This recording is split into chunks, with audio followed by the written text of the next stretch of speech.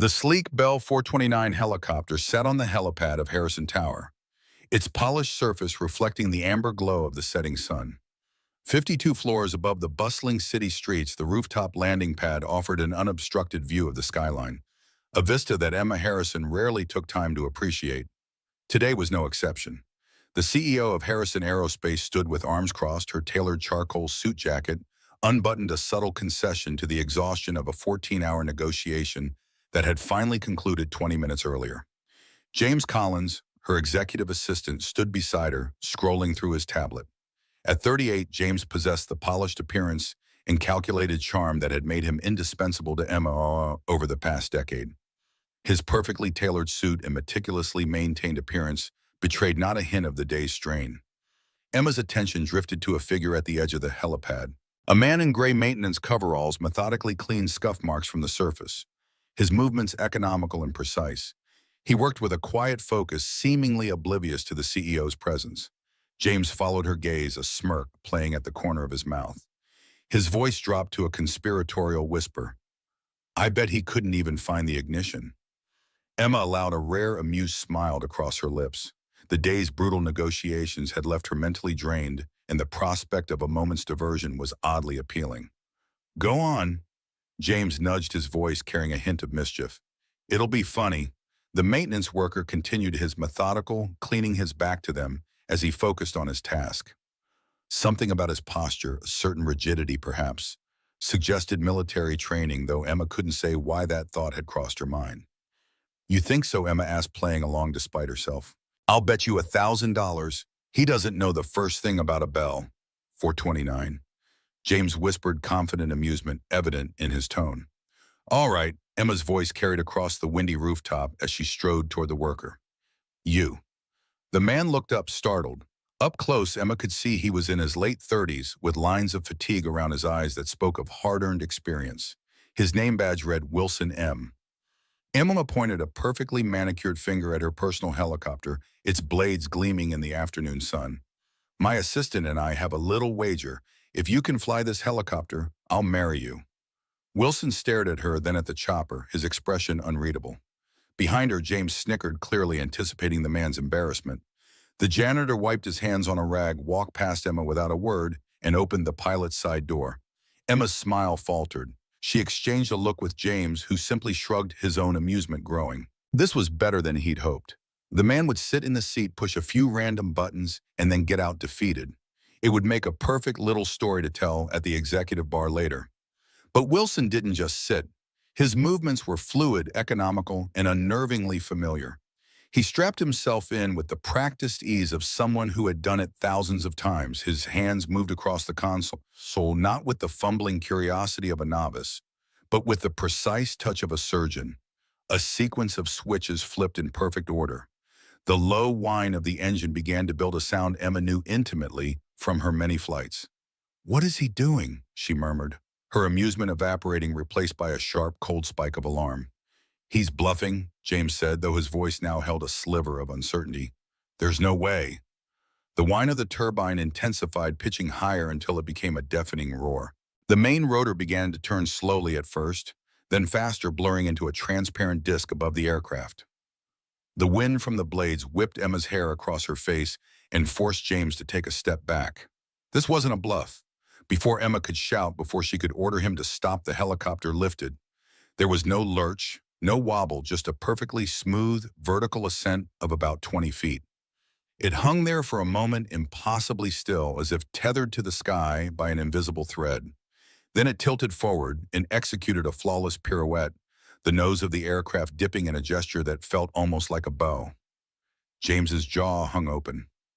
Emma stood frozen, her mind struggling to reconcile the man who cleaned her office floors with the pilot executing a maneuver that her own highly paid aviator would have called showboating. The helicopter banked sharply, zipping out over the city skyline for a breathtaking moment before returning to hover directly over the helipad.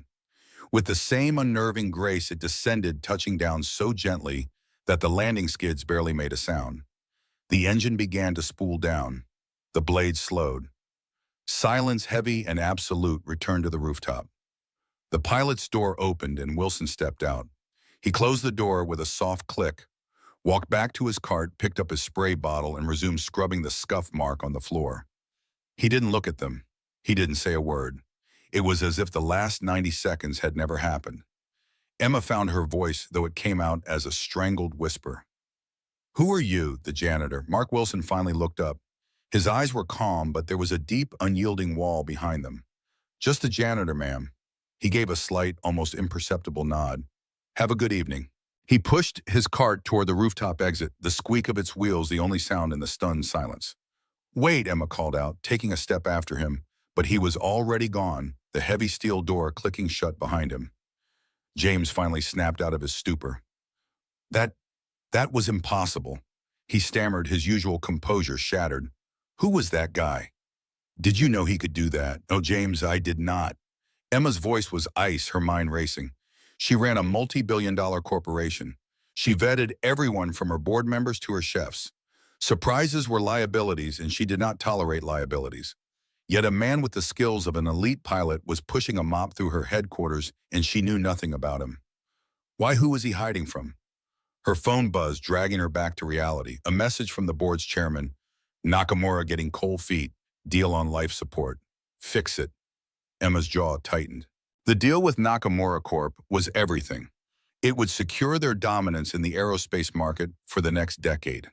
Its collapse would be catastrophic, and James's reports had assured her everything was on track. She looked at the helicopter, then at the door where the janitor had disappeared. Two impossible problems had just landed on her desk in the same afternoon, and for the first time in a very long time, Emma Harrison had no idea which one to solve first. Emma stormed back into her penthouse office, the roar of the helicopter's blades still echoing in her ears. "Get me everything we have on Mark Wilson." Her voice was tight with an unfamiliar mix of anger and raw curiosity. "Employee file background check, security clearance, coffee preferences, everything." James, still looking a little pale, hurried to his terminal. "Right away, Emma." A few frantic keystrokes later, a file appeared on the large monitor on her wall. It was almost completely useless. Mark Wilson had been hired 8 months ago. His application was sparse. Address in a working-class neighborhood across town, previous employment listed as self-employed logistics and transport. No references. His background check had come back clean. No criminal record, no credit issues, nothing. He was on paper a ghost. A model employee with a perfect attendance record who had never caused a single issue. There was no mention of military service, no flight school, no connection to aviation whatsoever. "This is it?" Emma asked, her voice dangerously low. "This is all we have on a man who can fly a $9 million aircraft like it's an extension of his own body." "The agency we use is the best in the business," James said defensively. "If there was something to find, they would have found it. Maybe he's just naturally gifted. Some guys are just—" Emma shot him a look that could curdle milk. "Naturally gifted doesn't cover a zero-G pirouette 50 stories above downtown. He's a professional, and he's hiding. Find out why." She turned her attention to the more pressing fire. "And while you're at it, explain to me why I'm getting panicked texts from the chairman about Nakamura when you told me yesterday that the deal was all but signed." James's professional mask slid perfectly back into place. He straightened his tie, his expression a careful blend of concern and calm competence. "It's a minor snag, Emma, a cultural misstep. Nakamura-san felt our final offer was too aggressive. He prefers a more delicate approach. I'm already drafting a new proposal, something that shows more deference. I've left a message for his chief of staff. I assure you it's under control." His explanation was smooth, logical, and infuriating. It made her feel like she was overreacting, yet a knot of unease tightened in her stomach. "Under control, James. This is a $40 billion deal.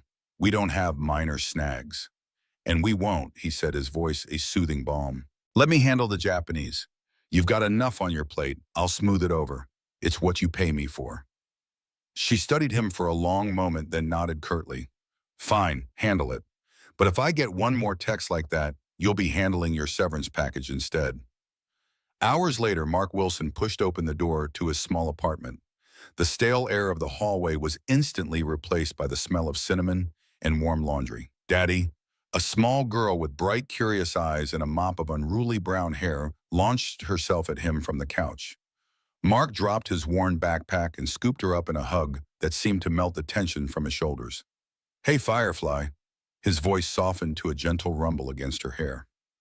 "How was your day with Mrs. Gable?" Sophie pulled back to look at him, her expression serious. "It was okay. We finished the volcano for my science project. It has extra baking soda for a super eruption." Her nose wrinkled slightly. "But Mrs. Gable smells like mothballs." Mark laughed, a genuine warm sound that would have been unrecognizable to anyone at Harrison Aerospace. "Well, don't tell her that. Did you get your homework done?" "All of it," she said proudly, "and I practiced my spelling words. Even pterodactyl. You're getting too smart for me." He set her down gently. "Go get washed up for dinner. I'm making the tacos you like." As she scampered off, Mark glanced around the small, meticulously clean apartment. Every piece of furniture was secondhand but well cared for. Sophie's colorful drawings were taped to the walls, a vibrant contrast to the building's drab beige paint. On a cluttered desk in the corner sat a framed photo of a woman with a smile as bright as Sophie's, her arm draped around a younger, happier-looking Mark in a flight suit. This was his world now, not a skyscraper or a boardroom, but a two-bedroom apartment where the only thing that mattered was keeping his daughter safe, happy, and far away from the life he'd left behind. The rooftop had been a mistake, a stupid, reckless impulse. He had let his guard down for a moment, and now he could only hope the consequences wouldn't follow him home. He had a feeling, however, that a woman like Emma Harrison didn't just let things go. Mark moved to the kitchen, trying to focus on the simple task of preparing dinner. His mind kept returning to the moment of weakness on the helipad. It had been so long since he'd flown.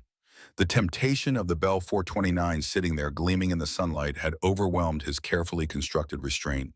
For those 90 seconds in the air, he had felt alive again.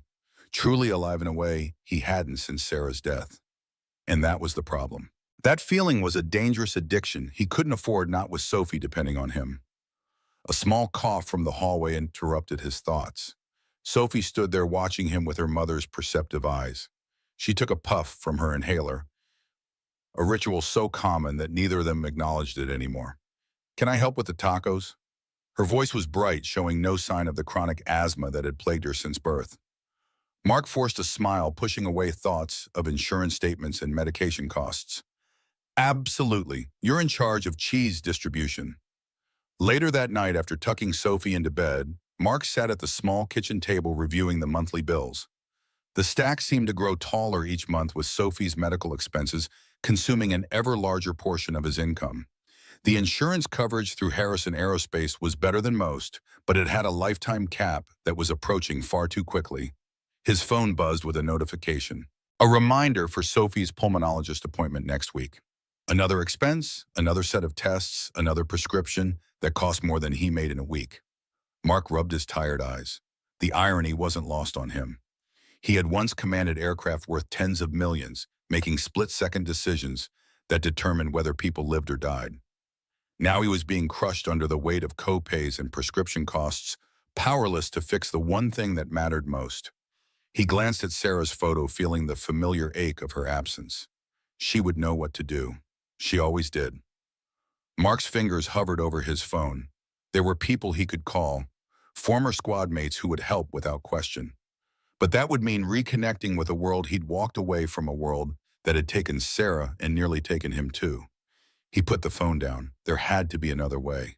Back in her sterile, glass-walled office, Emma stared out at the sprawling city lights, the half-eaten salad on her desk forgotten. She couldn't shake the image of the janitor's hands on the controls. Steady, confident, sure. She had built an empire on the ability to read people, to dissect their motivations and weaknesses in a single meeting. But Mark Wilson was a locked room with no key.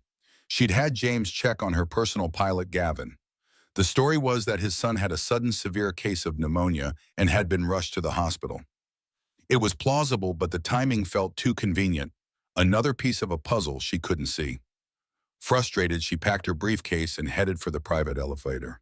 The day was over, but as she exited the building onto the street, her driver holding the limo door open, she saw him. Across the street, standing under the dim orange glow of a bus stop, was Mark Wilson. He wasn't looking at the traffic. He was staring down at his phone, a small, sad smile on his face. Emma stopped her hand on the car door. For a second, she considered walking over there demanding answers. But what would she say? Why are you lying about who you are?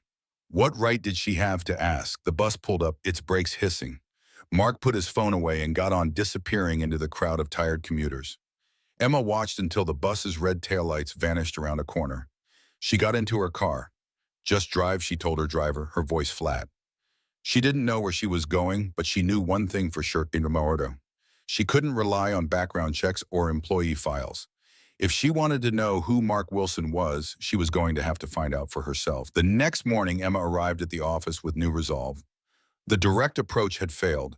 The official channels were a dead end. If she wanted to understand the enigma that was Mark Wilson, she would have to change the rules of the game. Her opportunity was waiting in her inbox under the subject line, Reminder Harrison Annual Company Picnic this Saturday. Every year, the company hosted a massive mandatory fun day for its employees and their families. It was a carefully orchestrated PR move meant to foster a sense of community while providing excellent footage for recruitment videos. Emma despised it. She usually made a brief 20-minute appearance, shook a few hands, and left. It was an inefficient use of a Saturday, but this year it was the perfect observation deck, a neutral ground where the janitor and the CEO could for a few hours simply be people. She RSVP'd as attending for the entire day. Good morning, Emma. James glided into her office with a tablet.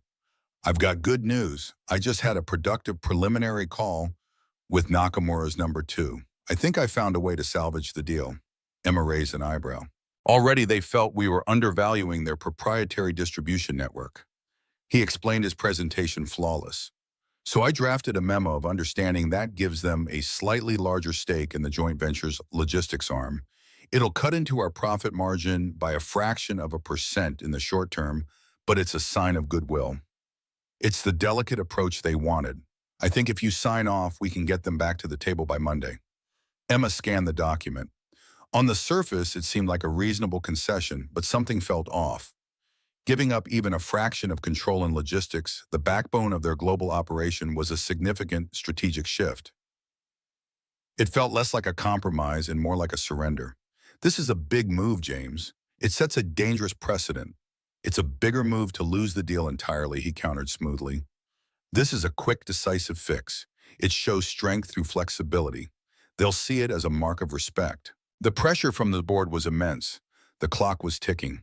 Against her better judgment, Emma nodded. Fine, send it. But James, if this backfires, it's on you. Don't worry, Emma, he said with a confident smile. I've got your back. Later that afternoon, Emma found herself in the company's executive gym, an exclusive facility on the 47th floor that few employees even knew existed. Her boxing trainer, Marcus, held the punch pads as she delivered a series of rapid combinations. Keep your guard up, Marcus instructed, as she narrowly avoided a counterpunch. You're distracted today. Emma delivered a vicious right hook that made Marcus wince despite the padding. I'm running a multi-billion-dollar corporation during a potential acquisition crisis. Distracted is my default state. Marcus shook his head. No, this is different. You're usually hyper-focused when you're here. Today you're somewhere else. He wasn't wrong. Her mind kept returning to the janitor with pilot's hands and the deal that was slipping through her fingers. Both problems refused to align with her understanding of the world, and few things irritated Emma Harrison more than puzzles she couldn't solve.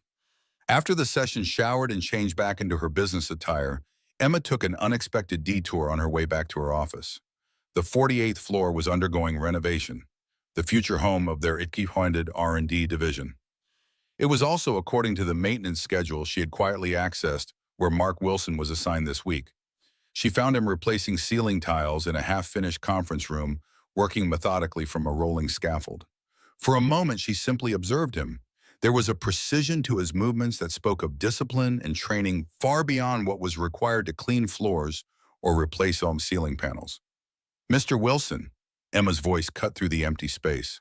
Mark turned surprised, briefly crossing his features before his expression settled back into neutral deference. He climbed down from the scaffold with efficient grace. Ms. Harrison, is there a problem with the maintenance? No, the maintenance is fine. I wanted to speak with you about Saturday's company picnic. A flicker of wariness crossed his face. I'm aware of the event, ma'am. I noticed you're not on the attendance list. Mark's posture subtly shifted. A defensive adjustment, so slight most would miss it. It's during my weekend with my daughter. I can't leave her with a sitter. Emma had anticipated this. The picnic is a family event, Mr. Wilson. Bring her. She watched him carefully, noting the micro expressions that betrayed his internal calculation. He was weighing risks, assessing threats, making tactical decisions, all behind a mask of simple consideration. I'll think about it, ma'am. Thank you for the invitation. It wasn't a yes, but it wasn't a direct refusal either. Emma decided not to push further. That would be good. I think you'd both enjoy it. She turned to leave, then paused. That was quite an impressive demonstration on the helipad yesterday. Mark's expression didn't change, but Emma caught the slight tensing of his shoulders. I apologize for that, ma'am. It was inappropriate. On the contrary, Mr. Wilson, it was extraordinary. What I can't figure out is why a man with your skills is replacing ceiling tiles in my building. Sometimes simple work is exactly what a person needs, Ms. Harrison. His voice was quiet but firm, closing the door on further questions. Emma nodded, accepting the boundary. For now. I hope to see you Saturday, Mr. Wilson. You and your daughter. As she walked away, Emma could feel his eyes on her back, assessing her just as carefully as she had assessed him.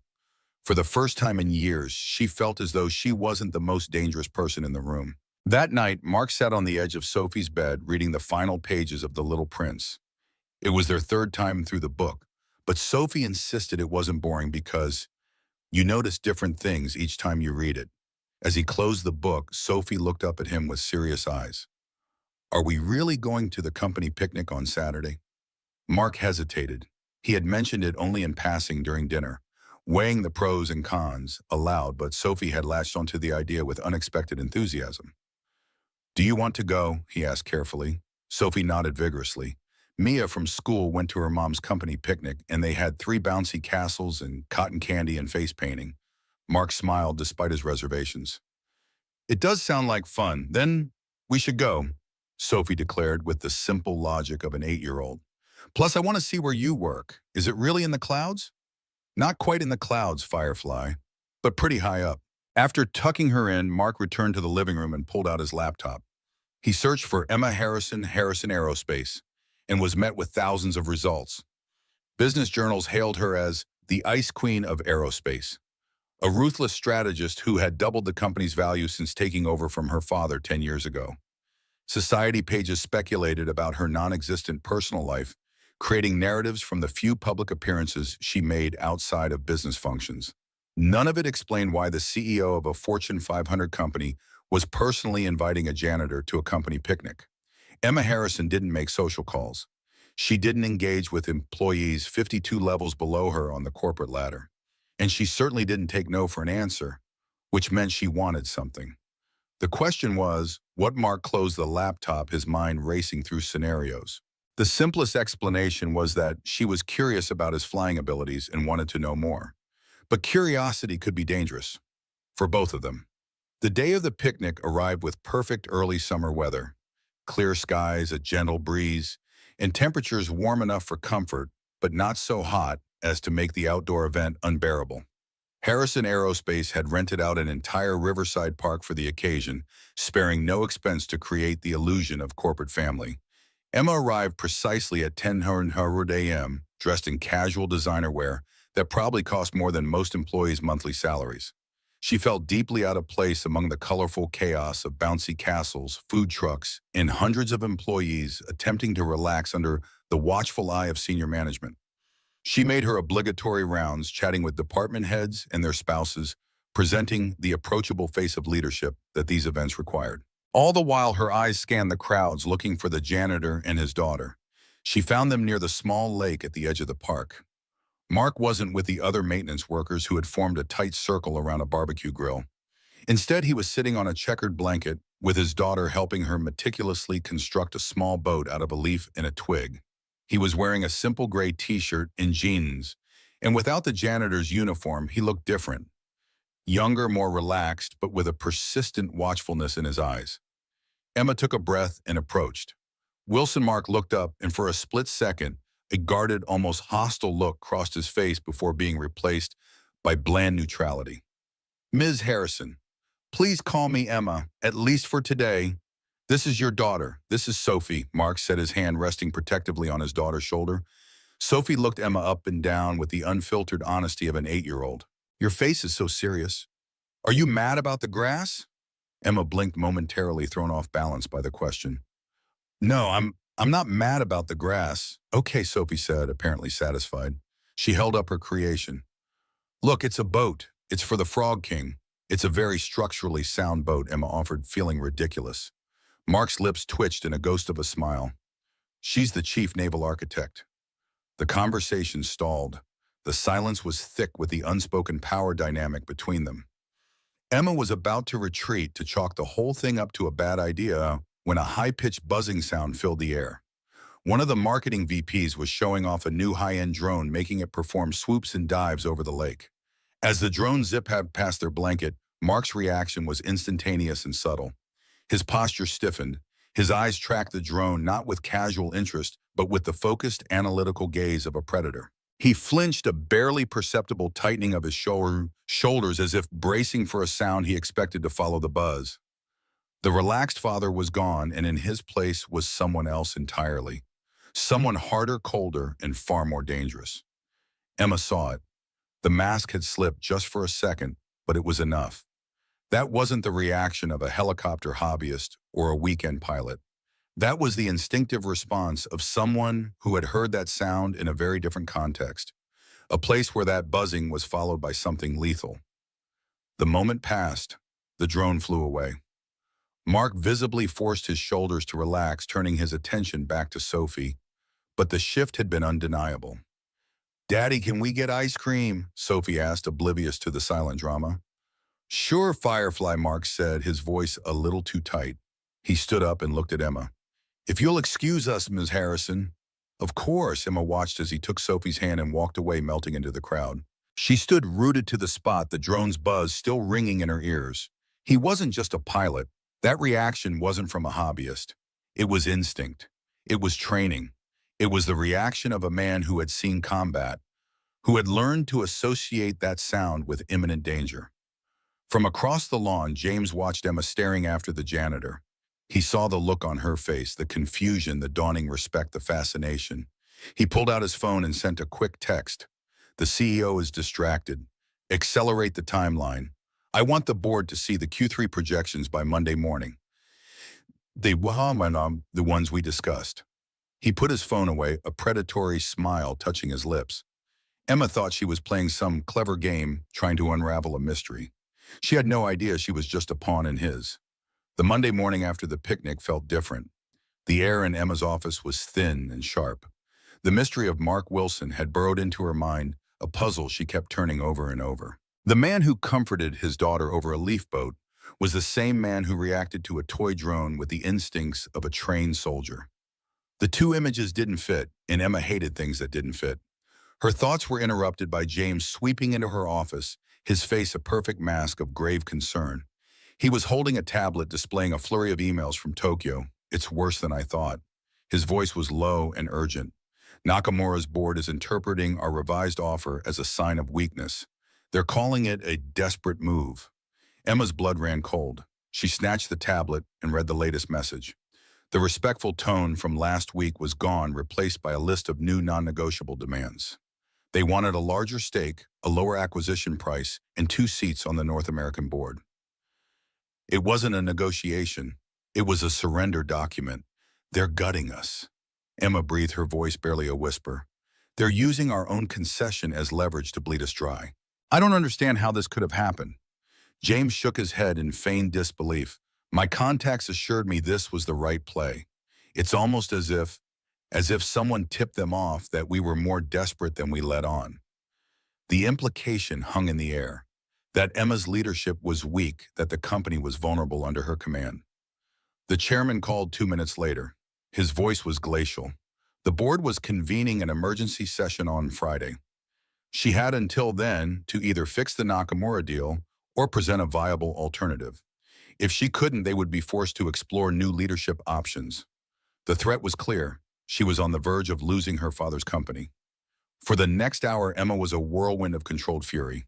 She called her legal team, her CFO, her head of strategy. They all said the same thing. Nakamura had them backed into a corner.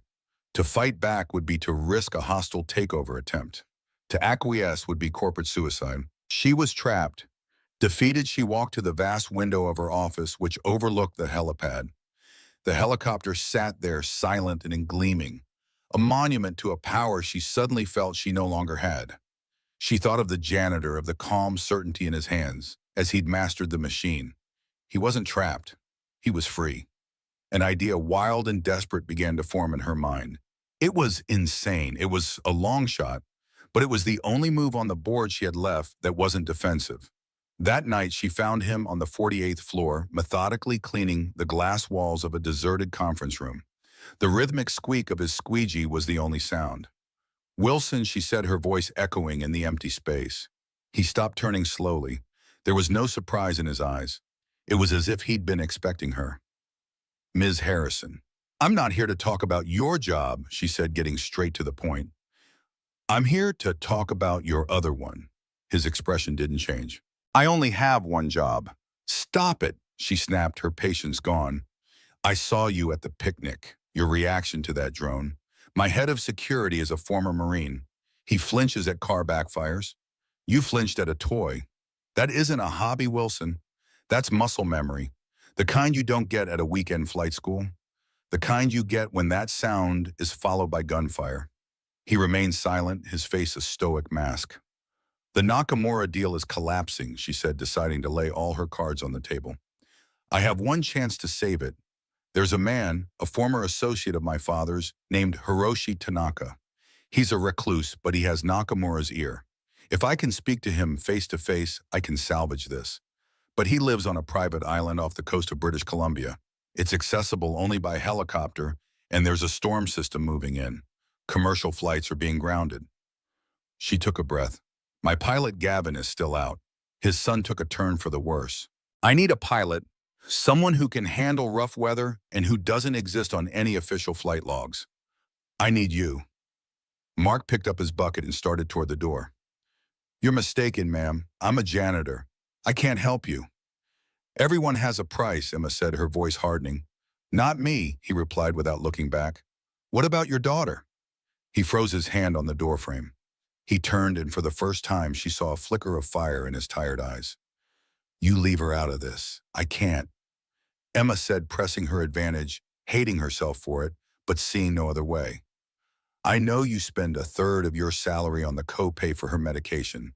I know your insurance plan has a lifetime cap that you're getting dangerously close to. And I know you watch her every time she breathes, terrified it might be the one that hitches." His face paled. The stoic mask crumbled, revealing a raw, profound fear.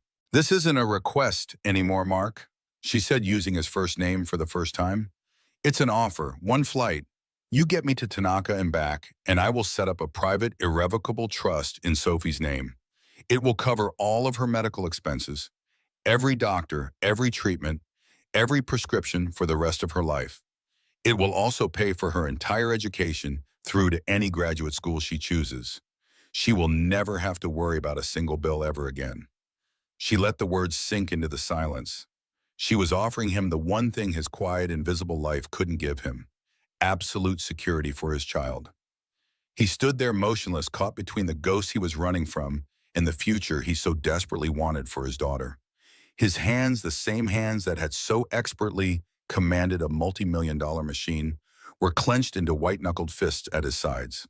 The silence in the conference room stretched for a lifetime. Mark's jaw was a hard line, his gaze fixed on a point somewhere beyond Emma, somewhere deep in his past. She could almost see the war raging behind his eyes, the instinct to run versus the fierce, primal need to protect his child. Finally, he spoke, and his voice was flat, devoid of all emotion. It was the voice of a soldier accepting a mission. "Fine, I'll do it, but we have terms." Emma nodded, keeping her expression neutral. "I'm listening. First, the trust is to be drawn up by my lawyer, not yours. It will be funded in full and the transfer confirmed before we take off. Second, this is a one-time contract for transportation services. You will not ask me about my past, my training, or my family. I am not your employee. I am a contractor. Third, when we land back here, the contract is terminated. You and I go back to what we were. You don't know me, and I don't know you. Understood. Understood, Emma said without hesitation. The terms were harsh, but they were a small price to pay. We fly tonight, Mark stated, not asked. The storm front will be at its worst around 0300. I want to be through it before then. Have the helicopter fully fueled and ready for a pre-flight inspection in 1 hour. I want updated meteorological charts, satellite imagery of the flight path and the island's landing coordinates. And I want them on a private air-gapped tablet. Nothing connected to your company's network. He was no longer a janitor. The transformation was instantaneous and absolute. He was a commander, his every word precise, and filled with an authority that Emma hadn't seen from anyone in her company, herself included. She simply nodded again. I'll make the arrangements. As Mark walked away to make a call to his lawyer and arrange for Sophie's care, Emma felt a dizzying sense of vertigo. She had just handed over control of her life's most critical mission to a man whose last name she barely knew.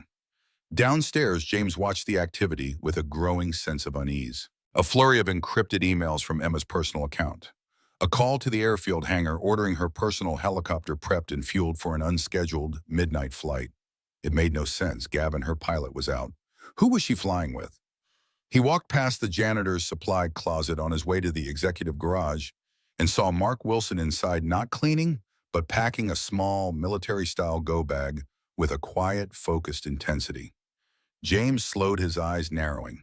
It couldn't be. The rooftop incident was a fluke, a party trick. He pulled out his phone and made a call to a contact in the airfield's control tower. I need you to keep an eye on the transponder for N429SD, he said, reciting the helicopter's tail number. Let me know its flight plan the second it's filed and who's listed as the pilot. An hour later, Emma met Mark on the rooftop. He had changed into dark functional cargo pants and a worn leather jacket. He ignored her completely, heading straight for the helicopter. For the next 20 minutes, he moved around the aircraft with a flashlight, checking rotors, fluid lines, and avionics with a meticulousness that bordered on obsessive. He was in a different world, a world of checklists and fail-safes. Finally, he gave a sharp nod. It'll fly. He gestured for the tablet, and she handed it to him. He studied the weather patterns, his face grim. It's going to be rough. Once you're in, you don't get out until I say so. You listen to my every command without question. That clear? Crystal, Emma replied, strapping herself into the co-pilot's seat. The takeoff was even more impressive than the first time. There was no showmanship now, only raw efficiency. The helicopter lifted into the turbulent night sky and banked sharply, heading northwest over the dark, sprawling city. For the first hour, they flew in silence, the rhythmic thrum of the rotors filling the small cockpit. Below them, the city lights gave way to the black expanse of the wilderness. Why, Emma finally asked, unable to bear the silence. Mark's eyes remained fixed on the instruments. We had a deal, Ms. Harrison, no questions. That wasn't a question about your past, she countered. It was about your present. Why push a mop when you can do this? He was quiet for a long time. Because this, he said, his voice a low growl, gets people killed. Pushing a mop doesn't. Before she could respond, the helicopter jolted violently. A wall of black clouds, invisible moments before, loomed ahead of them. Rain began to lash against the windshield, thick and furious. The aircraft dropped suddenly, and Emma's stomach leaped into her throat. She gripped the edge of her seat, her carefully constructed composure finally cracking. A small, involuntary gasp escaped her lips. Mark's head snapped toward her. The hard, distant look in his eyes was replaced by something else. It was the calm, focused gaze of a protector. Hey, he said, his voice cutting cleanly through the roar of the storm. It was steady, reassuring. Look at me, I've got you. Just breathe. This is just weather. I've flown in worse, Valvain. She met his eyes, and in their depths she saw an absolute certainty that defied the chaos raging around them. He wasn't just a pilot, he was a lifeline. And as the storm tossed their tiny aircraft through the inky blackness thousands of feet above the earth, Emma realized she had placed her life, her company, and her entire future in the hands of a complete stranger. And stranger still, she trusted him. The helicopter bucked and dropped a sickening lurch that felt like a freefall. Alarms blared in the cockpit, a high-pitched symphony of disaster. Emma's knuckles were white where she gripped her seat. Outside the cockpit window, there was nothing but swirling, violent blackness, pierced intermittently by flashes of lightning that illuminated the torrential rain. Crosswinds are hitting 80 knots. Mark's voice remained impossibly calm despite the chaos. It's trying to push us into the mountainside. I have to take us down, find a layer of stable air. He pushed the cyclic forward, a controlled dive that felt anything but controlled to Emma. The rain hammered against the glass and the wind howled like a living thing. She watched his hands as they moved across the controls, a blur of constant, minute adjustments. He wasn't just flying the helicopter. He was wrestling with the storm, anticipating every gust, countering every downdraft. He had become part of the machine. There his eyes darted between the instruments and the void outside. Below the sheer. Hold on. He brought the helicopter into a sharp banking turn that pressed Emma deep into her seat. For a terrifying moment, they were flying sideways before Mark leveled out. The violent shaking lessened. The alarms fell silent. While the storm still raged around them, the air here was smoother, the aircraft stable. They had punched through the worst of it. Emma released a breath she hadn't realized she was holding. Her heart hammered against her ribs. How did you do that? I don't fly the weather. I fly the aircraft. His focus remained absolute, eyes never leaving the windscreen. The storm doesn't care about your plans or your fears. You respect it, you work with it, but you never fight it directly. You find the path through. The simple philosophy struck Emma with unexpected force. It was the opposite of how she ran her company, of how she lived her life. She bulldozed obstacles, confronted problems head-on, overpowered resistance through sheer will. Yet here, thousands of feet above the earth in the heart of a storm, her approach would have killed them both. 20 minutes later, a small, flickering light appeared through the rain, a remote island rugged and battered by the sea. Mark circled it, once his eyes scanning the terrain before beginning his descent toward a small, windswept landing pad carved out of the rock. He set the helicopter down with a final gentle bump. The moment the engine spooled down, the cockpit was plunged into a profound silence, broken only by the sound of the wind and rain. "We're here," Mark's voice was flat again, the pilot receding, the contractor returning. An old man in a waterproof coat was waiting for them, holding a powerful lantern. This was Hiroshi Tanaka, his face a roadmap of hard-won wisdom, his eyes sharp and discerning, despite his advanced age. He led them into a simple, elegant house filled with books and the scent of cedar. He listened to Emma's pitch for a full hour without saying a word, his hands folded around a cup of steaming tea. Emma was brilliant. She laid out the data, the projections, the mutual benefits of a restructured deal with Nakamura. She showed him the preliminary designs for their next-generation hybrid propulsion system. She explained how the merger would revolutionize trans-Pacific air travel while reducing carbon emissions by 40%. It was a masterful corporate argument, and it was failing. "You speak of profits and margins, Miss Harrison." Tanaka's voice was a low rumble when he finally broke his silence. "These are temporary things. My friend Nakamura values loyalty. He believes you have shown none. He believes your company has lost its spirit, its soul. Your numbers will not convince him." Emma's face fell. She had come all this way for nothing. Desperation clawed at her. Tanaka's gaze shifted from her to Mark, who had been standing silently by the door, a stoic shadow. "And you," Tanaka asked, his voice sharp. "You are her pilot. You flew through this storm." Mark simply nodded. "Yes, sir." "You must have great faith in her plan to risk your life for it," Tanaka observed. Mark's jaw tightened. He glanced at Emma, then back at the old man. He knew he was supposed to stay silent, that this was not his business. But Emma's face, pale and defeated, stirred something in him. He thought of Sophie, of the promise of her future. He had a debt to pay. Sir Mark's voice was quiet but firm. "I don't know anything about her plan, but I've been in situations where the plan falls apart in the first 5 minutes. When that happens, you don't trust the plan. You trust the person flying next to you." The room fell silent. Tanaka stared at Mark, a long, appraising look. He saw the janitor, the pilot, and the soldier all in one. He saw a man who understood things that couldn't be quantified on a spreadsheet. He then looked at Emma, truly looked at her, and saw not just a ruthless CEO, but a leader who had inspired that kind of trust in the man she'd hired. A slow smile spread across Tanaka's face. "I see," he said. He reached for an old rotary phone. "I will make the call." Back at Harrison Aerospace, James Collins paced his office like a caged wolf. His contact at the airfield had confirmed the impossible. The flight plan was filed under a shell corporation, and the pilot was listed as a John Doe, but the man who boarded the helicopter with Emma was the janitor. Emma's reckless gamble might actually pay off. James couldn't let that happen. His own carefully laid plans were about to come to fruition. He picked up his phone. "It's me. She's gone rogue. An unsanctioned, off-the-books trip. We can't wait until Friday." Frame it as a mental health crisis, a breakdown from the pressure. Leak the flight details to the board.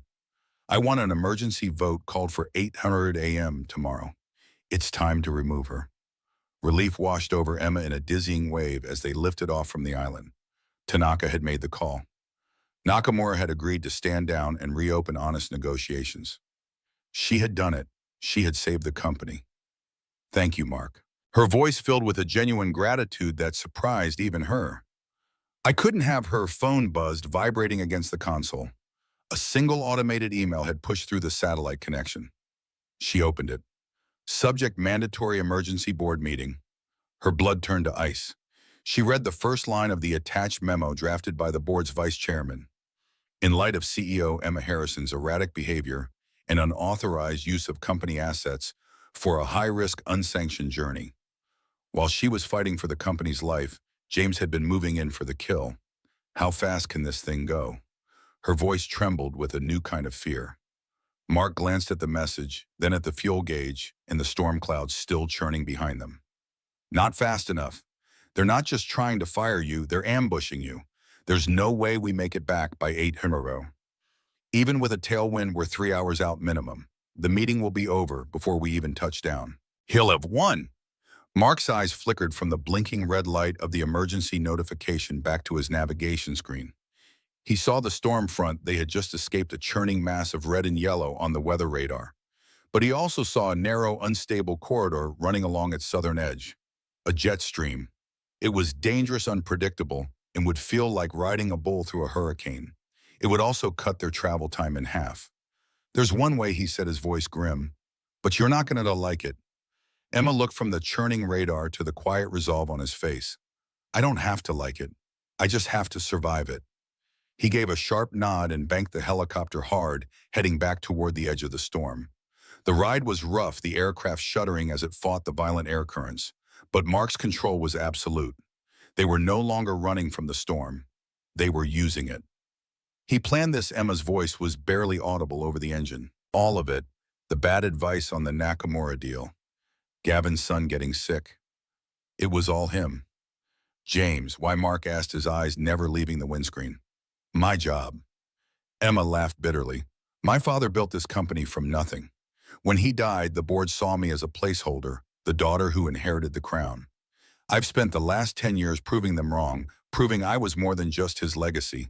James was my first hire. He was hungry, brilliant. I trusted him." She slumped in her seat. "He's been playing the long game, waiting for the perfect moment to make me look weak and unstable so he can step in as the calm, steady hand. Maybe he's right. I flew off in a storm with a man I don't know, chasing a ghost to save a deal he probably sabotaged in the first place." "It is erratic. It's not erratic to fight for something you care about," Mark said quietly. The simple, direct statement hit her with surprising force. "Is that why you did it? Why you walked away from all this? Because you cared too much?" Mark was silent for a long time, the helicopter hurtling through the dark. "My wife, Sarah, she was an Air Force pararescue specialist. So was I. We met on a training mission. She was smarter, faster, and braver than anyone in our unit. We were a team in the air and on the ground." He took a slow, deep breath. "On our last deployment, we were on a rescue mission. A helicopter carrying medical supplies had gone down in a hostile valley. Simple mission: get in secure, the assets get out. But the intelligence was bad. The valley wasn't empty. We followed protocol to the letter. We did everything right, and it didn't matter. We lost 2 medics and Sarah. She was hit pulling the last man onto our chopper. She died before we even cleared the ridge. The cockpit was silent, save for the roar of the wind. I held her hand," Mark whispered, his voice thick with a memory that would never fade. "And I realized that all the training, all the protocols, all the skill in the world, it doesn't matter. You can do everything right and still lose. The system I dedicated my life to, the one I believed in, it couldn't protect the one person I couldn't live without. So I left. I took our daughter Sophie and I disappeared. I took a job where the only thing at stake was a clean floor because a clean floor never leaves a hole in your life. Emma felt tears welling in her eyes. For him, for his wife, for the hollowed-out pain in his voice. Before she could find the words to respond, her tablet pinged with a weak signal. "It's one of the board members, an old ally of my father's," she said, her voice urgent. "He's asking for proof of James's sabotage, but I can't get a stable connection to the company server to pull the data logs. The signal is too weak to punch through the storm clutter," Mark said, his pilot brain taking over again. "Angle the tablet toward that comm satellite. It's a long shot, but we might be able to bounce a signal." As Emma angled the device, Mark leaned over to get a better look at the screen. A file directory was struggling to load. Most of it was timing out, but one folder name caught his eye: K Archive in car. "What's that?" He pointed. "It's James's encrypted archive," Emma explained. "He told me it was for redundant backups of sensitive project files. Standard procedure." "It's not standard procedure to run a triple-layer AES encryption protocol on a backup folder." Mark's eyes narrowed. "And that port he's using? It's a ghost port. It's designed to be invisible to network security sweeps. That's not a backup folder, Ms. Harrison. That's a digital dead drop. He's been running a shadow network inside your own system." Emma stared at him. "Can you prove it?" "Not from here," Mark said, "but I know what it looks like. We found the weapon. We just need to find the bullets." The sun was just beginning to stain the eastern horizon, a pale bruised purple, as the city skyline came into view. They were going to make it back in time. But time wasn't the problem anymore. "It doesn't matter," Emma said, the fight draining out of her. "We'll walk into that boardroom. I'll accuse him. He'll deny it. And the board will see a desperate, paranoid CEO making wild accusations. He's got them completely snowed." "We have no proof." Mark's gaze was fixed on Harrison Tower, the tallest building in the city, its helipad waiting for them. The soldier, the strategist who had lain dormant for 8 years, was now wide awake. "You're right," he said, his voice cold and sharp as forged steel. "The boardroom isn't the battlefield. It's the target. We're not going to walk in there and defend ourselves. We're going on the attack." The helicopter's skids touched down on the helipad with less than 10 minutes to spare before the 8:00 a.m. meeting. The moment the rotor spun down, Mark was unstrapped and moving. He was no longer the janitor, the pilot, or the grieving widower. He was the soldier he had been trained to be, and Harrison Tower was his new battlefield. "They're expecting you to be defensive," he said, his voice clipped and precise as he helped Emma out of the cockpit. "They're expecting you to walk in there cornered and emotional. You're going to give them exactly what they want." Emma stared at him bewildered. "I'm going to go in there and lose." "That's your plan." "You're going to go in there and stall," he corrected. "Argue, get angry, question their numbers, accuse James of being ambitious. Do whatever you have to do to keep them all in that room focused on you. You're the bait. Can you do that?" Emma's back straightened. A flicker of her old formidable self returned. "I can do that," Goodmark said. "While you're keeping them busy, I need 2 things from you: your master key card and your admin-level network password. I need unrestricted access to the building and the system." Without hesitation, she pulled the key card from her neck and handed it to him, reciting a complex 16-digit alphanumeric password from memory. There was no fear in her eyes, only absolute trust. "What are you going to do?" she asked. "James built himself a hiding place in your network," Mark said, his eyes already scanning the building's layout. "I'm going to make him burn it down himself."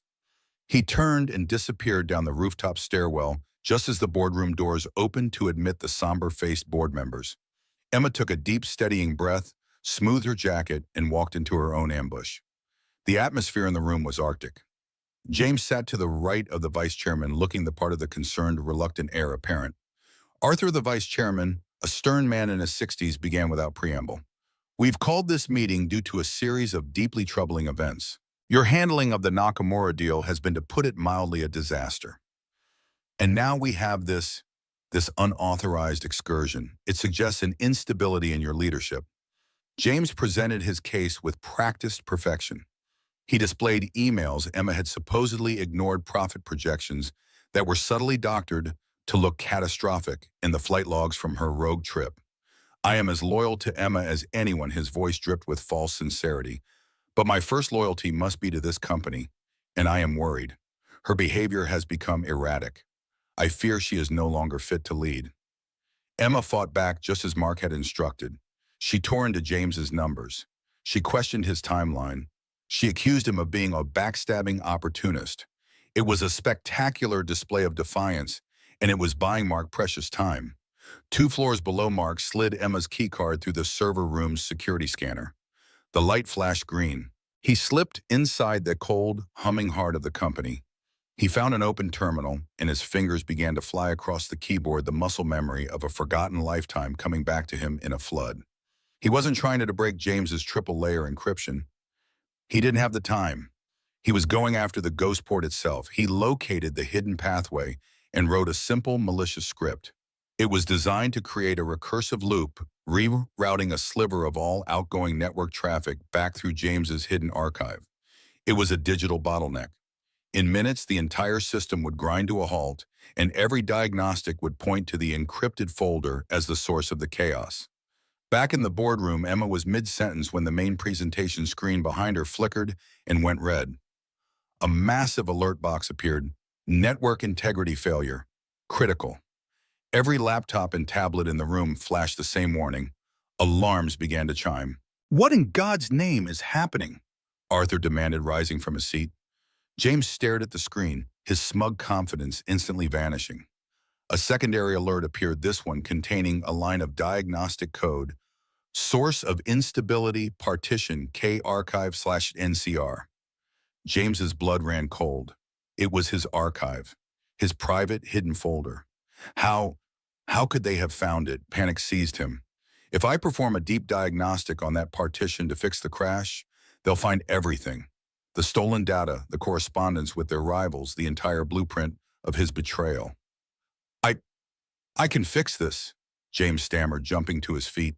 It must be a server malfunction. I can isolate it from my office terminal. He bolted from the room, leaving a stunned board behind. In the server room, Mark watched the network traffic monitor. He saw James's unique login splash across the screen from his office PC. He saw the frantic sequence of commands. Then the one he was waiting for appeared. Initiate command purge partition archive at NCR. True. James was wiping it. He was trying to destroy the evidence. Mark didn't stop the command. He let it run. But as it executed, he initiated his own program, a packet sniffer, that recorded every keystroke, every command, every byte of data transmitted from James's terminal. He captured it all. James's login credentials, the timestamp showing it was during a critical network failure, and the explicit irreversible command to permanently destroy a hidden folder of company data. A folder whose existence was a fireable offense and whose destruction during a crisis was a federal crime. The purge completed. The system alarm stopped. The network stabilized as the bottleneck vanished. Mark saved the recording to a secure file, a grim, triumphant look on his face. The boardroom debate didn't matter anymore. He didn't have a theory. He didn't have a suspicion. He had proof. James strode back into the boardroom, dabbing a handkerchief on his brow. He projected an air of weary triumph. "My apologies for the alarm," he announced, his voice smooth once more. "It appears a corrupted data packet from an older server was creating a network loop. I've isolated and purged the anomaly. Everything is stable now." He shot a condescending look at Emma. "As I was saying, we need steady leadership. Someone who can handle a crisis without flying off the handle." Arthur, the vice chairman, nodded grimly. "Thank you for your quick action, James. Now, if there is no further discussion, I believe it's time to vote." He was raising his hand to call the question when the boardroom doors swung open. Mark Wilson walked in. He wasn't wearing his janitor's uniform. He was just a man in a worn leather jacket, but he moved with a quiet authority that commanded the attention of every person in the room. He walked past the stunned board members, his eyes locked on James. James's face went white with shock and disbelief. Mark stopped at the head of the table and placed the tablet in front of Arthur. "The corrupted data packet has a name," Mark said, his voice calm and even. He tapped the screen and a confession appeared. He played the recording. The massive screen at the end of the boardroom, which moments before had been displaying James's doctored reports, now showed a stark, undeniable truth. The board watched in silent, horrified fascination. They saw James Collins's unique login credentials appear on screen. They saw the timestamp confirming he was logged in from his office while he was supposed to be in this very meeting. And they saw the command line stark and damning purge partition, K archive/NCR true. As you can see, Emma's voice cut through the silence like glass. While the board was in session, Mr. Collins accessed a hidden unauthorized archive on the company's servers and permanently deleted it. She paused, letting the weight of her next words land. That archive, which he just illegally destroyed, contained all of his correspondence with our rivals at Nakamura Corporation. It was the complete record of his corporate espionage. The color drained from James's face. He was trapped. That's a lie, he shrieked, his voice cracking, his composure shattering into a million pieces. He's a hacker. She brought in a hacker. This man is a janitor. He doctored that footage. It's a fabrication, he pointed a trembling finger at Mark. He's a nobody. You can't possibly believe this. This grease monkey over me. His hysterical outburst did more to confirm his guilt than any evidence could have. The room was silent, save for his ragged breathing. Arthur, the vice chairman, looked from James's wild, panicked eyes to Mark's stoic calm. His face was like stone. Security, he said into the room's intercom. 2 uniformed guards entered the room. James looked wildly around, but there were no friendly faces, no allies left. He had been so certain of his victory, he had never once considered the quiet man who cleaned the floors.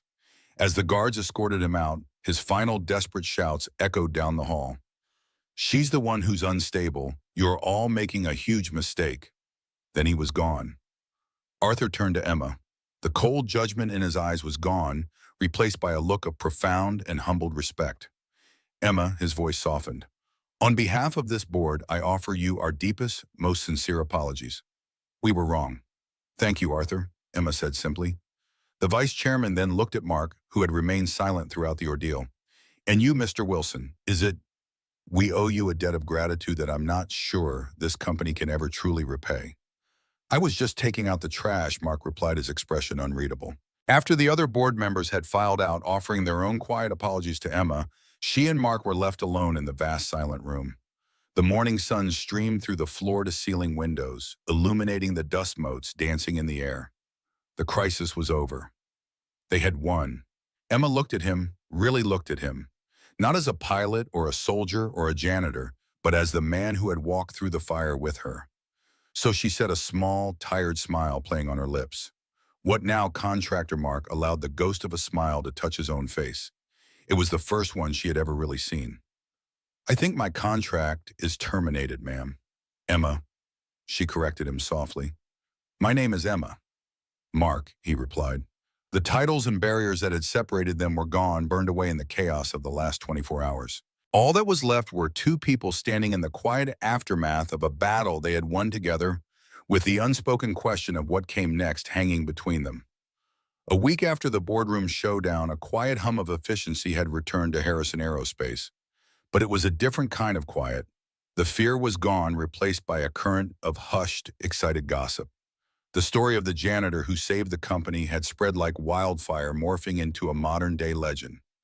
James was gone, facing a mountain of federal charges, and the Nakamura deal, now being renegotiated on fair terms, was a testament to Emma's renewed decisive leadership.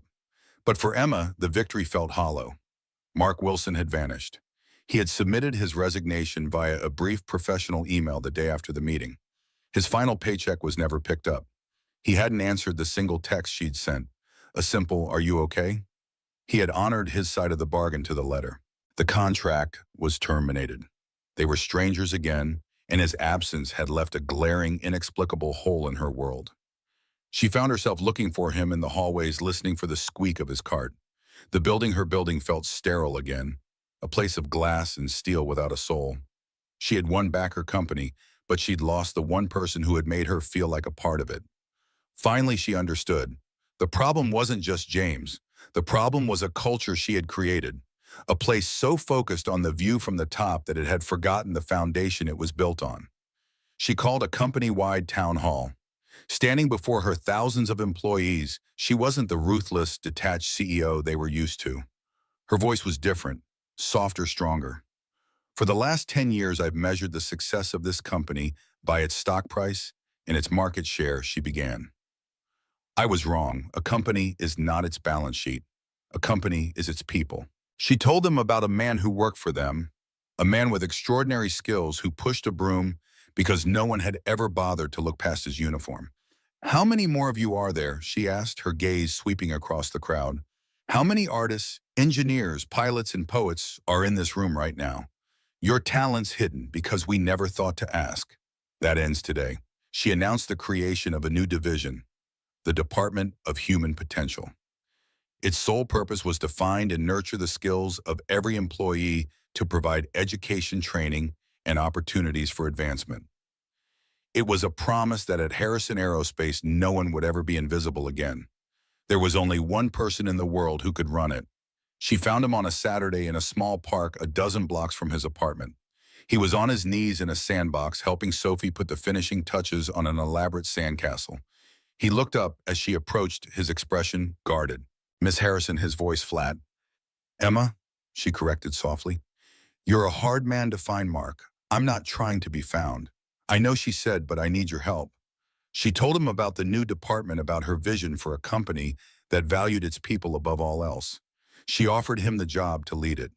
He stood up, brushing the sand from his jeans, and shook his head. I'm not a manager, Emma. I'm nobody. You're not nobody, her voice fierce. You're the man who saved this company. You're the man who sees what other people miss. You told me your old job got people killed. I'm offering you a new mission, Mark, a job that brings people to life. He was still shaking his head, the fear of that old world pulling at him. But then Sophie, who had been listening with rapt attention, tugged on his sleeve. Daddy, her voice full of simple, unshakable logic. You fixed the helicopter and you fixed the sad lady's company. You're good at fixing things. Mark looked down at his daughter's bright, trusting face and then at Emma, who was watching them with an expression of raw, unguarded hope. He realized Sophie was right. Maybe a mission didn't have to involve a flight suit and an enemy. Maybe sometimes a mission was about building things up instead of tearing them down. A slow smile, the first truly relaxed smile she had ever seen from him, spread across his face. Okay, he said. Okay, I'll do it. 6 months had transformed the rooftop of Harrison Tower. The helipad remained functional, but now a carefully designed garden of potted plants in comfortable seating surrounded its perimeter. This space, once purely utilitarian, had become a gathering place where employees took breaks, held informal meetings, or simply enjoyed the spectacular view. It symbolized the broader changes sweeping through the company. Mark Wilson stood at the railing, watching the sunset paint the sky in brilliant oranges and deep purples. The director of human potential for 6 months now, he still found himself adjusting to the business attire that had replaced his maintenance uniform. His department had quickly become the company's unexpected success story, having already identified and promoted a dozen employees from within. The most notable was a former mailroom clerk who now led a design team that had just secured a major government contract. Behind him, the rooftop door opened. He recognized Emma's footsteps before he saw her, confident yet measured, the rhythm as familiar to him now as his own heartbeat. Emma joined him at the railing, maintaining the professional distance they preserved at work. In the months since the boardroom confrontation, they had developed a solid working relationship built on mutual respect and shared vision, but both had been careful about public displays of their evolving personal connection. Your quarterly report impressed the board today, Emma said, breaking their comfortable silence. Employee retention is up 28%, productivity has increased across all divisions, and we've had 3 patent applications filed by staff who were previously in non-creative roles. Mark nodded, allowing a small smile. It's not about the numbers, no. Emma agreed, it's about the people, but the board understands numbers, so I speak their language when necessary. The comment revealed how much she had changed. The Emma Harrison of a year ago would never have admitted that her approach to business was just one of many valid perspectives. How's Sophie? Emma asked, shifting to the personal with unusual ease. Mark's smile widened naturally. The trust is working perfectly. Her new pulmonologist says her lung function tests are the strongest they have ever been. She's talking about trying out for the swim team next year. Next year. The words hung between them, a future that stretched beyond the day-to-day survival that had defined his life for so long. And the new apartment, Emma knew he had recently moved to a larger place closer to Sophie's school, using part of his substantially increased salary. It's good. Sophie has her own room with actual closets. There's a small yard where she's planted a garden, tomatoes and marigolds. She checks on them every morning before school. Emma studied his face, noting how the perpetual tension around his eyes had eased. The haunted look that had shadowed him during their first encounters was gradually fading. Mark, I've been thinking. Her voice took on a more serious tone. The company helicopter has been sitting idle since our adventure. Gavin retired last month and I haven't replaced him. The board has been pushing me to sell it as an unnecessary expense. Mark stiffened slightly, uncertain where she was heading. I'd like you to consider becoming our official pilot. Not full-time, you'd still run your department. But for special trips, client meetings, emergencies. If you're interested. The offer hung in the air between them. She was asking him to reclaim the part of himself he had buried alongside his wife. I haven't flown since that night, Mark said quietly. I know, I'm not sure I can. Emma turned to face him directly. You once told me that flying gets people killed. I think what you really meant is that life gets people killed. Living fully, caring deeply, it's all a risk.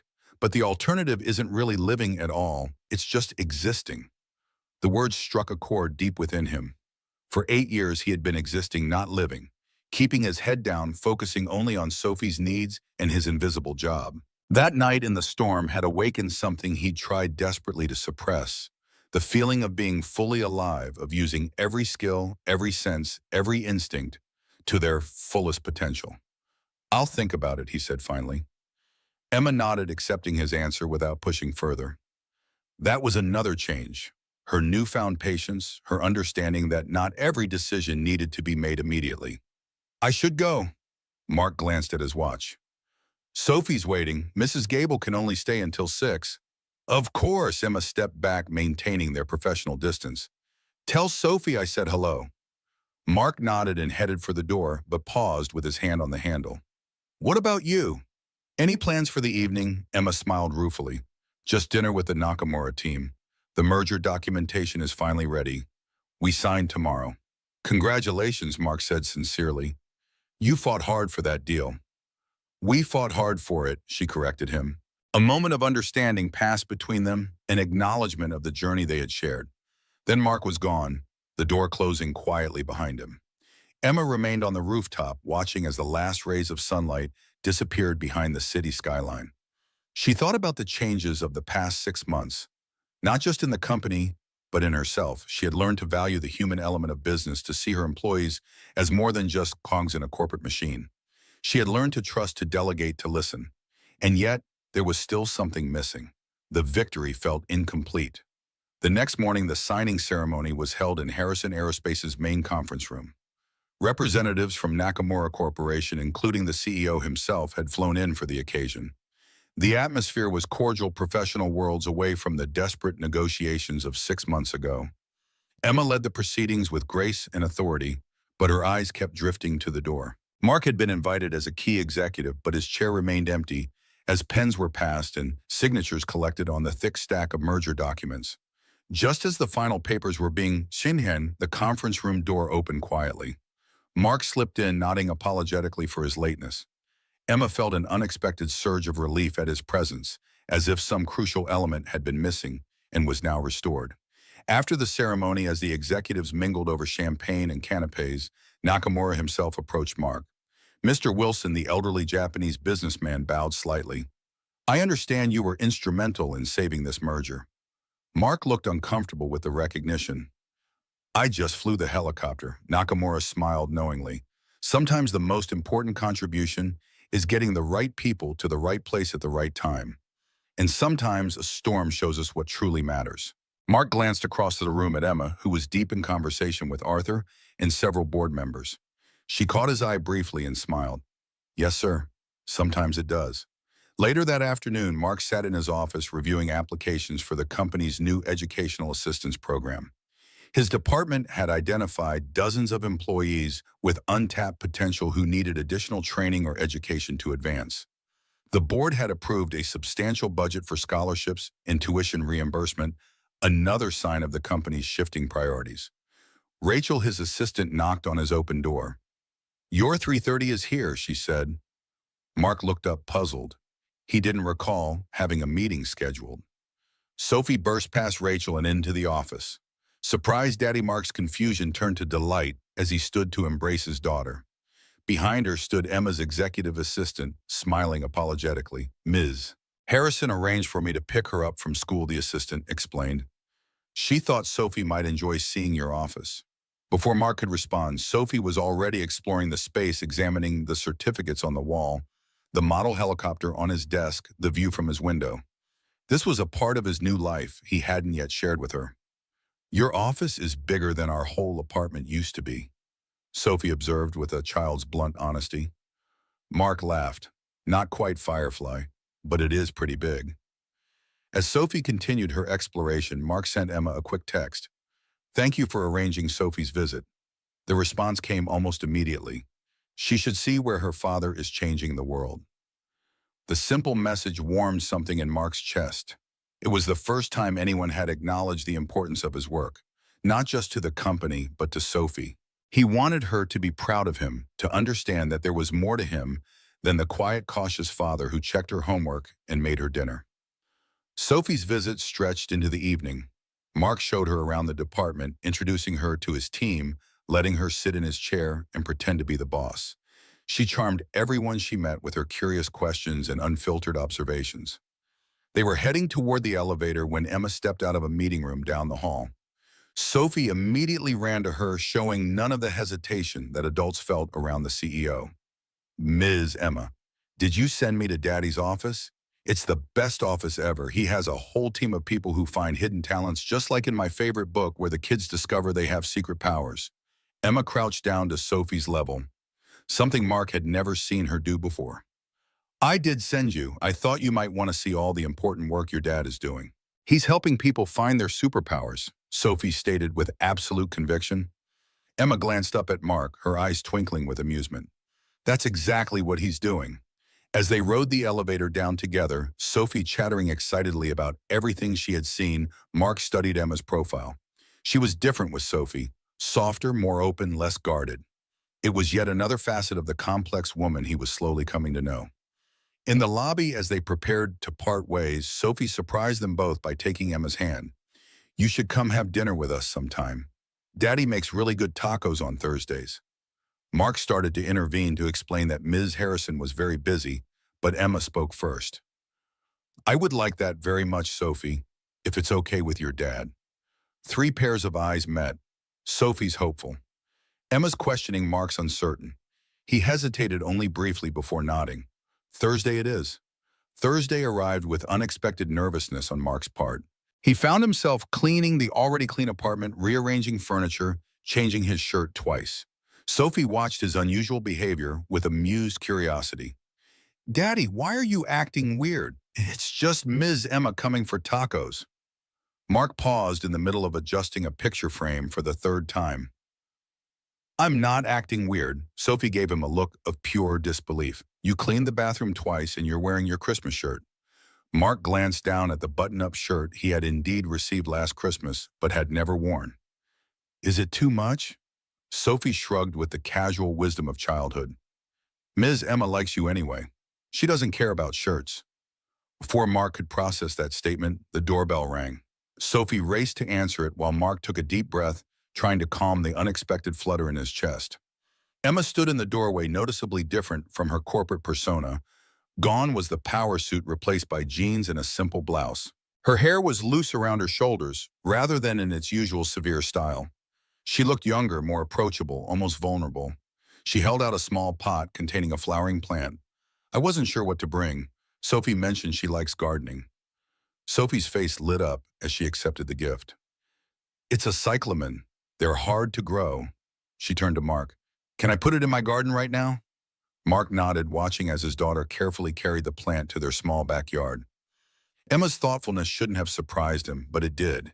She had remembered a casual mention of Sophie's hobby and had chosen a gift that would delight her. The evening unfolded with unexpected ease. They prepared tacos together, Sophie taking charge of the assembly line, assigning tasks with the authority of a seasoned kitchen manager. Emma accepted her role as cheese distributor with good humor, following Sophie's exacting instructions. Over dinner, conversation flowed naturally. Sophie dominated much of the discussion, sharing stories from school and describing her garden in meticulous detail. Mark watched the interaction with growing amazement. Emma listened to Sophie with genuine interest, asking questions that showed she was truly engaged, not just humoring a child. After Sophie went to bed, Mark and Emma sat in the small living room, glasses of wine in hand. The professional distance that defined their relationship at work had dissolved in the warmth of the evening. "She's extraordinary," Emma said softly. "So bright, so resilient. She's everything," Mark replied simply. A comfortable silence settled between them, broken only when Emma noticed the framed photo on the side table, the one of Mark and his late wife. "She was beautiful," Emma observed. "Sophie has her smile." Mark nodded, a familiar ache in his chest, but it was different now. Less raw, more bittersweet. "Sarah would have loved you," he said, surprising himself with the admission. Emma looked at him questioningly. She valued authenticity above all else.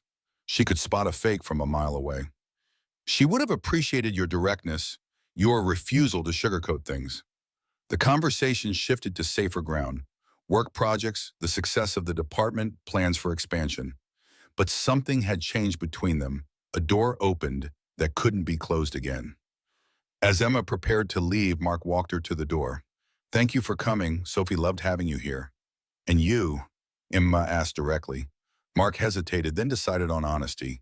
"I did too. It's been a long time since this place felt like more than just an apartment." Emma held his gaze for a long moment. "Thank you for letting me in," she said finally, and they both knew she meant more than just into his home. The following weeks brought a new rhythm to their relationship. Emma began joining them for dinner regularly. She and Sophie developed their own traditions, a secret handshake, inside jokes, a shared love of puzzles.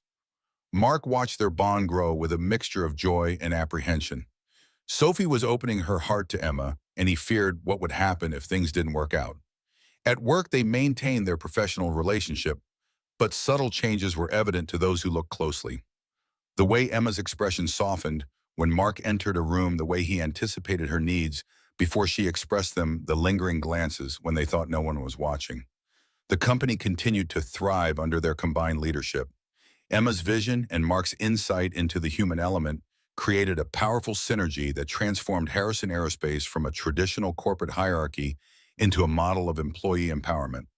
Trade publications began writing about the Harrison method, and competitors scrambled to replicate their success. One evening in late autumn, Mark stood in his office, staring at an email from the company's IT director. The message concerned an upgrade to the security protocols that Mark had suggested based on his experience in the military. Few people at Harrison knew that in addition to being a pararescue specialist and pilot, he had also served as his unit's cybersecurity liaison. That experience had been crucial in understanding and exploiting James's hidden network months ago. Mark's computer pinged with a calendar notification, Sophie's next pulmonologist appointment. Opening the attached report from her last visit, he felt a surge of emotion at the dramatic improvement in her test results. The trust fund Emma had established was providing access to treatments that would have been impossible on a janitor's salary. A knock at his door interrupted his thoughts. Emma stood in the doorway holding a folder. "Got a minute?" she asked, closing the door behind her. "For you always." She placed the folder on his desk and sat down across from him. "I need your input on something." Mark opened the folder to find architectural plans for the top 3 floors of Harrison Tower. The drawings showed a complete redesign: residential spaces, common areas, gardens. "What's this?" he asked, studying the detailed renderings. Emma leaned forward, an uncharacteristic hint of uncertainty in her expression. "I'm thinking of converting the top 3 floors into executive living spaces for key personnel who need to be close to the office." Mark flipped through the pages, noting the detailed specifications for each apartment. "And this?" he asked, pointing to the plans for the entire top floor. "A spacious penthouse with panoramic views and a private access to the helipad." Emma's cheeks colored slightly. "That would be for us. If you wanted it, it would be closer to Sophie's school than your current place, and you wouldn't have to commute across town." She was rambling, a rare departure from her usual precise communication. "It's just an idea. We don't have to decide anything now." Mark studied her face, touched by this evidence that his opinion mattered so deeply to her. The formidable Emma Harrison, who made billion-dollar decisions without breaking a sweat, was nervous about his reaction to her plans for their future. He reached across the desk and took her hand. "It looks perfect. like home. Relief and joy swept across her face. She had been afraid he wouldn't want to live in the building where he had once worked as a janitor, that it would be a constant reminder of their different backgrounds. Instead, he saw it as coming full circle, returning to the place where their story had begun, but as equals this time. As autumn deepened toward winter, Mark found himself spending more time on the helipad. He hadn't yet accepted Emma's offer to become the company's official pilot, but he was drawn to the Bell 429 like a moth to flame. Sometimes he would just sit in the cockpit, hands resting lightly on the controls, feeling the ghost of muscle memory. One crisp November morning, he arrived to find Emma already there watching the sunrise over the city skyline. "Checking up on me?" he asked, joining her by the helicopter. She shook her head. "Just enjoying the view. It's different up here at dawn." They stood in comfortable silence, watching the city wake below them. After a while, Emma spoke without looking at him. "I've been thinking about our first flight together. How terrified I was and how calm you were." "I wasn't calm on the inside," Mark admitted. "I was terrified too, just in a different way." "What were you afraid of?" Mark considered the question. "Not the storm, not the flying. I was afraid of feeling alive again, because for 8 years feeling nothing had been safer." Emma turned to face him. "And now I'm scared of how much I want to live again." He glanced at the helicopter. "I've been doing some research. There's a children's hospital upstate that needs volunteer pilots for their Angel Flight program. Medical transports for kids who live in remote areas." Emma's eyes widened slightly. "You're thinking of volunteering?" Mark nodded. "Not right away, but eventually. It feels right, using these skills to help children not to drop into combat zones." "I think that's wonderful," Emma said softly. Mark took a deep breath. "But first I want to take Sophie flying. A real flight, not just a demonstration. I want her to understand that part of me." Emma smiled. "When?" "This weekend, if the weather holds. And I was hoping you'd come with us." Her smile widened. "I wouldn't miss it for the world." The day of the flight dawned clear and perfect. Mark arrived at the helipad early, performing a meticulous pre-flight check of the helicopter. It was the same Bell 429 he had flown that stormy night, but today it represented something different. Not desperation or duty, but possibility. Emma arrived with Sophie, who was practically bouncing with excitement. Mark had never seen his daughter so animated. She was wearing a flight jacket that matched his own, a gift from Emma that brought a lump to his throat when he saw it. "Are you ready?" Firefly Mark helped Sophie with her safety harness, making sure it was properly secured. Sophie nodded enthusiastically. "Will we go super high? Can we see our house from the sky, all the way to the clouds?" Mark promised. Emma took the co-pilot's seat just as she had that night, but the atmosphere couldn't have been more different. There was no storm, no crisis, no desperation. Just three people about to share an experience that meant something different to each of them. The takeoff was smooth and gentle, Mark handling the controls with the same expertise, but none of the intensity of their previous flight. Sophie gasped in delight as the helicopter rose above the city, her eyes wide with wonder as familiar landmarks transformed from ground level into a spectacular aerial view. "Look, Daddy, our apartment is so tiny, and my school, and there's the park where we built the sandcastle." Mark pointed out various landmarks, explaining how the helicopter worked, showing Sophie the basic principles of flight in terms she could understand. Emma watched their interactions, seeing yet another side of Mark, the natural teacher sharing his passion with his daughter.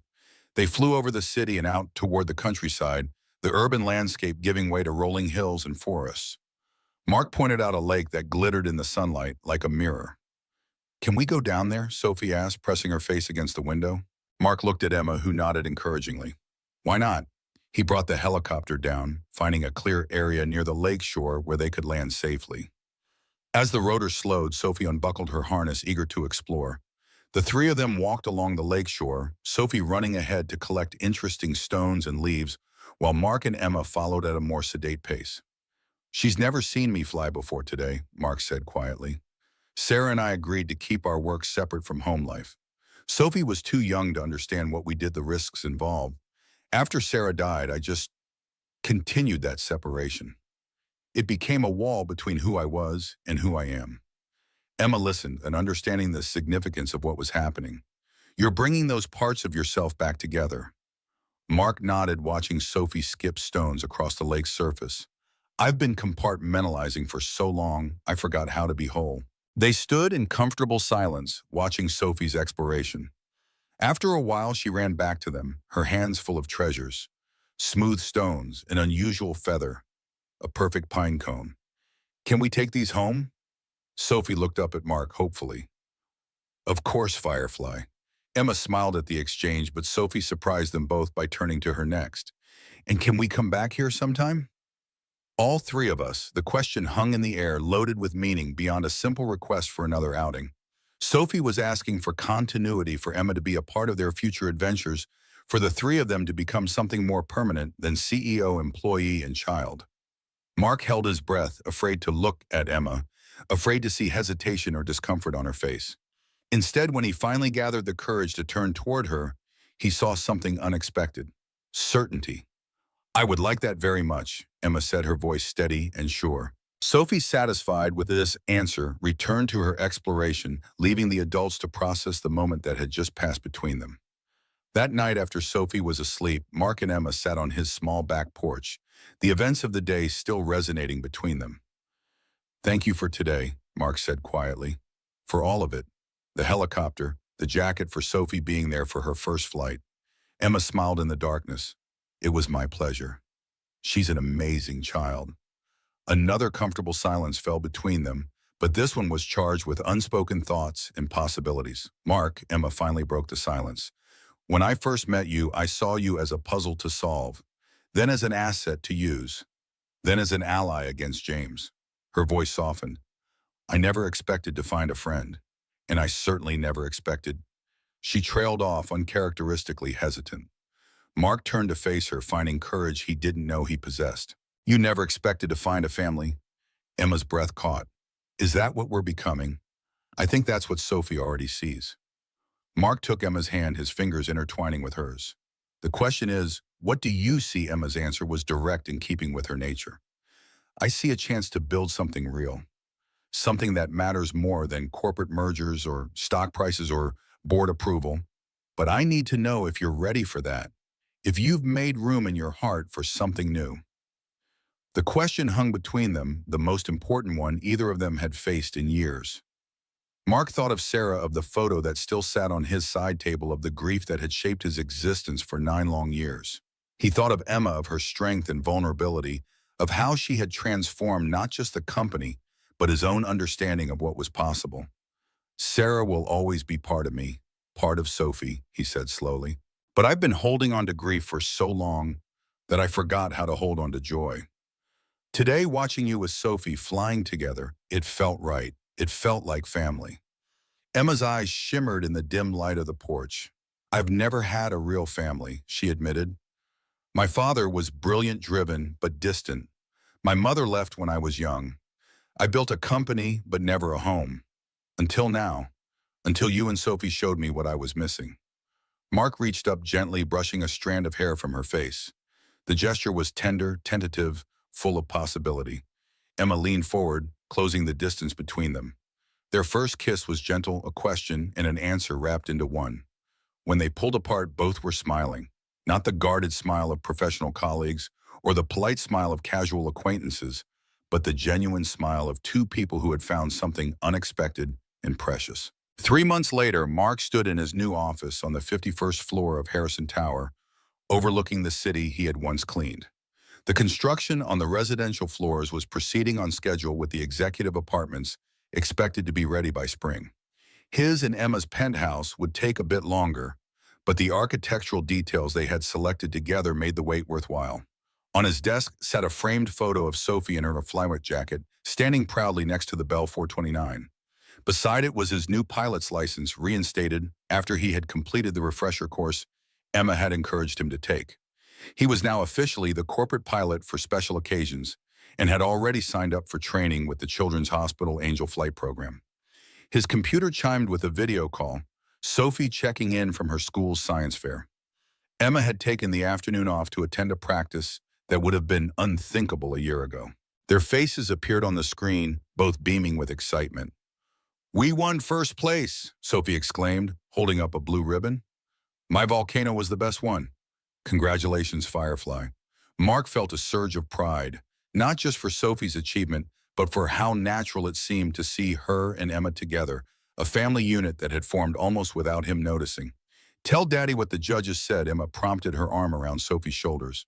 They said my design showed exceptional understanding of pressure systems and explosive force, Sophie recited proudly. And that my hypothesis was very well tested, Mark laughed. Very scientific. Miss Emma helped me with the technical terms, Sophie admitted. But I did all the baking soda calculations myself. After the call ended, Mark returned to the proposal he had been working on. An expansion of the Human Potential Program to include paid sabbaticals for employees to develop passion projects. The board had been skeptical at first, but the success of the department's previous initiatives had earned him substantial credibility. A knock at his door interrupted his thoughts. Emma stood in the doorway, her expression unusually serious. "You're back early," Mark observed. "Is everything okay with Sophie?" "She's fine. I dropped her at her friend Mia's house for a play date." Emma closed the door behind her. "But I needed to talk to you about something important." Mark felt a flicker of concern. "What's wrong?" Emma sat on the edge of his desk. "Nothing's wrong, but I need your input on a decision." She placed a small box on the desk between them. Mark stared at it, understanding immediately what it contained. "I was going to wait," Emma said, uncharacteristically nervous. "I had this elaborate plan, dinner at that restaurant overlooking the harbor, the whole romantic setup. But then today, watching Sophie with her science project, something clicked. She knew exactly what she wanted to do and she just did it. No hesitation, no overthinking." Mark picked up the box but didn't open it. "You're taking life advice from an 8-year-old now." Emma smiled. "Sometimes children see things more clearly than we do. I want this, Mark. I want us. You, me, Sophie. A family. A life together." Mark opened the box to reveal a simple platinum band. It wasn't what he had expected. No diamond, no flashy stone. Just a clean, elegant circle of metal. Reading his expression, Emma explained, "I thought a traditional engagement ring might not be your style. This seemed more you." Mark slipped the ring onto his finger. It fit perfectly. "How did you know my size? I have my resources," Emma said with a mysterious smile. "So, what do you say?" Mark stood and pulled her to her feet. "I say you beat me to it." He reached into his desk drawer and pulled out a small velvet box of his own. Inside was a diamond ring, elegant but not ostentatious, exactly Emma's style. Her eyes widened in surprise. "You were going to—" Mark nodded. "I was planning to ask you next weekend after Sophie's recital. I even practiced what I was going to say." "Tell me," Emma said softly. Mark took her hand. "Emma Harrison, you challenged me, trusted me, fought beside me, and helped me find my way back to life. You've become part of my family, part of my heart. Will you marry me?" Emma slipped the ring onto her finger, then reached up to touch his face. "Yes," she said simply. 1,000 times yes." Later that evening, they picked up Sophie from her playdate and took her to dinner to share their news. Her reaction was one of complete satisfaction rather than surprise. Finally, she declared, "I've been waiting forever." Mark exchanged an amused look with Emma. "Forever? We've only known Emma for a year, Firefly." Sophie rolled her eyes with the dramatic flair only children can achieve. "That's practically forever, Daddy." As they drove home, Sophie between them in the backseat of Emma's car, Mark watched the city lights blur past the window. A year ago, he had been invisible, a ghost in his own life moving through the world without leaving an impression. Now he was seen, known, valued, not just for his skills, but for who he was. The car pulled up to the apartment building that would soon no longer be their home. Sophie, tired from her exciting day, leaned against his shoulder as they rode the elevator up. "When do we move to the tower?" she asked through a yawn. "Not for a few more months," Emma answered. "The construction team needs to finish our new home first." Sophie nodded, satisfied. "I already told my teacher I'm moving. I said we're going to live in the clouds, in the same building where Daddy and Ms. Emma work." The simple way she phrased it, "where Daddy and Mrs. Emma work," struck Mark with unexpected force. To Sophie, there was no distinction between the janitor he had been and the executive he had become. Both were just her father doing what fathers do. Later, after Sophie was asleep, Mark and Emma stood at the kitchen window, looking out at the distant silhouette of Harrison Tower illuminated against the night sky. "It's strange," Mark said quietly. A year ago, I was pushing a mop in that building, hiding from life. Now we're going to live at the top of it. Do you ever miss it? Emma asked. The simplicity of that life, Mark considered the question. Sometimes. There was a certain peace in invisibility and expecting nothing. But it wasn't really living. It was just existing. Emma leaned against him, her head on his shoulder. You know, when I made that ridiculous bet on the helipad, I never imagined we'd end up here. Mark smiled. If you can fly this helicopter, I'll marry you. Who knew you were actually serious? Emma laughed softly. Life rarely takes us where we expect. Sometimes we have to fly through a storm to find clear skies. The helicopter banked gently as they approached the city, the lights below beginning to twinkle on in the gathering dusk. The Harrison Tower stood tallest among them, a beacon guiding them home. I used to think power was about control, Emma mused, about never showing weakness, never admitting doubt, never trusting anyone else to take the controls. And now Mark asked, already knowing the answer, but wanting to hear her say it. Emma reached across the space between them, resting her hand on his arm. Now I know that real strength comes from knowing when to let go, when to trust someone else to fly the plane. Mark covered her hand with his own, the simple contact conveying more than words ever could. The helicopter continued its smooth journey toward the helipad where their story had begun. A journey not just across physical space, but across the vast distance between isolation and connection, between fear and trust, between merely surviving and truly living. As the skids touched down on the rooftop of Harrison Tower, Mark powered down the engine, the rotor blades gradually slowing above them. The sudden silence was profound, broken only by Sophie's soft breathing from the back seat as she continued to sleep exhausted from their day of adventure. Are we home? Sophie asked sleepily, opening her eyes. Mark and Emma exchanged a look filled with a shared understanding. Yes, Firefly. Mark answered, his voice rich with meaning beyond the simple response. We're home.